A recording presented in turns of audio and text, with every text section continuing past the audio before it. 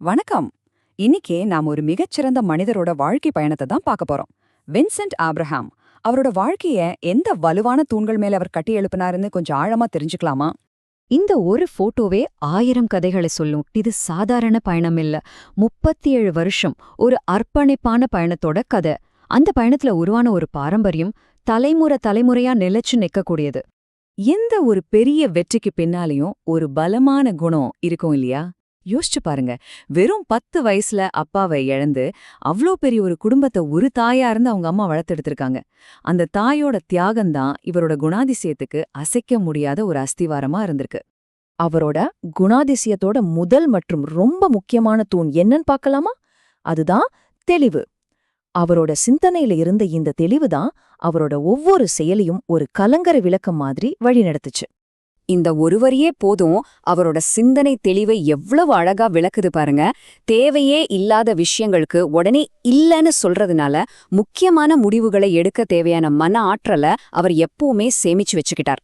சரி, இந்த தெளிவுங்கிறது வெறும் பேச்சோட நின்னுடல, செயல்ல எப்படி இருந்துச்சுன்னு பாருங்க. பெரிய பெரிய திட்டங்களை வழிநடத்தினதா இருக்கட்டும், இல்ல சின்ன சின்ன பாதுகாப்பு நெறிமுறைகளை உருவாக்குனதா இருக்கட்டும், எல்லாத்துலயுமே அவரோட அந்த கிளியரான பார்வைதான் அத்தனையும் சாத்தியமாக்கியிருக்கு. அவர் எப்படி இவ்வளவு துல்லியமா முடிவுகளை எடுத்தார்? அதுக்கு இதுதான் ரகசியம். அவர் மேல அவருக்கு அசைக்க முடியாத நம்பிக்கை இருந்துச்சு. ஆனா அது வெறும் குருட்டு நம்பிக்கை இல்ல. அது அவரோட சொந்த அறிவையும் சூழ்நிலைகளை ஒரு மூணாவது மனுஷனா இருந்து பாக்குற திறனையும் அடிப்படையா வச்சிருந்தது. இங்க ஒரு முக்கியமான விஷயத்த கவனிக்கணும். அவர் தன்னோட மன ஆற்றல ரொம்ப புத்திசாலித்தனமா கையாண்டிருக்கார். சின்ன சின்ன கவனச்சிதறல்களுக்கு டக்குன்னு இல்லன்னு சொல்லிடுவார். ஆனா ரொம்ப கவனம் தேவைப்படுற பெரிய முடிவுகளுக்கு யோசிச்சு சொல்றேன்னு நேரம் எடுத்து முழுசா அலசி ஆராய்ஞ்சதுக்கு அப்புறம்தான் ஒரு முடிவுக்கு வருவார். ஓகே, இப்ப அவரோட குணாதிசயத்தோட 2வது தூணுக்கு வருவோம். சக்தி. இங்க சக்தினா ஆதிக்கம் பண்றதுன்னு அர்த்தம் இல்ல. இது ஒரு விஷயத்துல நாம வச்சிருக்கிற நம்பிக்கையோட வலிமை, அந்த அசைக்க முடியாத தலைமை பண்பு. அவரோட தலைமை பண்பு எப்படின்னு பாத்தீங்கன்னா, வார்த்தைகள்ல ஒரு அசைக்க முடியாத உறுதியும் செயல்ல அசாத்தியமான தைரியமும் இருக்கும். வேலையை எப்படி செஞ்சோங்கிறத விட அதை முடிச்சோமா இல்லையாங்கிறதா அவருக்கு முக்கியம். ஒரு டீம்ல ஒருத்தர் மெதுவா வேலை செஞ்சா கூட அது வேகமா வேலை செய்யறவங்களையும் பாதிக்கும்னு அவர் உறுதியா நம்பினார்.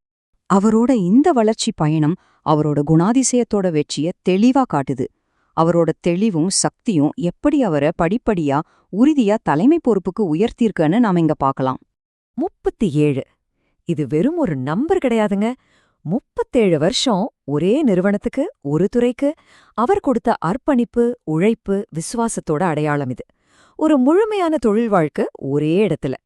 அவர் பதவியில இருந்த காலத்தை தாண்டி அவர் விட்டு சென்றிருக்கிற அந்த அழியாத பாரம்பரியத்தை பத்தி இப்ப பார்க்கலாம். இதுதான் ஒரு மனுஷனோட உண்மையான வெற்றி இல்லையா? அவரோட ப்ரொஃபஷனல் வெற்றிக்கு அஸ்திவாரமா இருந்தது அவரோட தனிப்பட்ட பழக்க வழக்கங்கள் தான். அதிகாலையில எந்திரிக்கிறது, ரொம்ப டிசிப்ளின்டா இருக்கிறது, எந்த சூழ்நிலையிலையும் நிதானத்தை இழக்காம இருக்கிறது. இந்த ஒழுக்கமும் நிதானமும் ஒருவேளை அவங்க அம்மா கிட்ட இருந்து அவர் கத்துக்கிட்டதா இருக்கலாம். இவ்வளவு கடின உழைப்பு, இவ்வளவு ஒழுக்கம், இவ்வளவு சாதனைகள், இதுக்கெல்லாம் கடைசி நோக்கம் என்ன தெரியுமா? இதுதான்.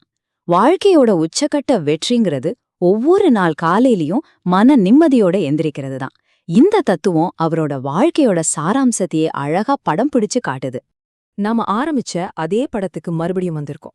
ஆனா இப்போ இந்த படத்தை பார்க்கும்போது ஒரு புது ஆழமான அர்த்தம் தெரியுது இல்லையா? இது வெறும் ஒரு போட்டோ இல்ல. தெளிவு, சக்திங்கிற 2 பலமான தூண்கள் மேல ஒரு மனுஷன் எவ்வளவு அழகா தன்னோட வாழ்க்கையையும் பாரம்பரியத்தையும் கட்டியிருக்காருங்கிறதுக்கான ஒரு முழுமையான உருவம். வின்சென்ட் ஆப்ரஹாம் அவரோட வாழ்க்கை நமக்கு ஒரு ஆழமான பாடத்தை சொல்லிக் கொடுத்திருக்கு. இப்போ கேள்வி நமக்கு தான். நம்ம வாழ்க்கையையும் நாம விட்டுட்டு போக நினைக்கிற பாரம்பரியத்தையும் நாம எந்த தூண்கள் மேல கட்டிட்டு இருக்கோம்? ஒரு நிமிஷம் யோசிச்சு பாப்போமே.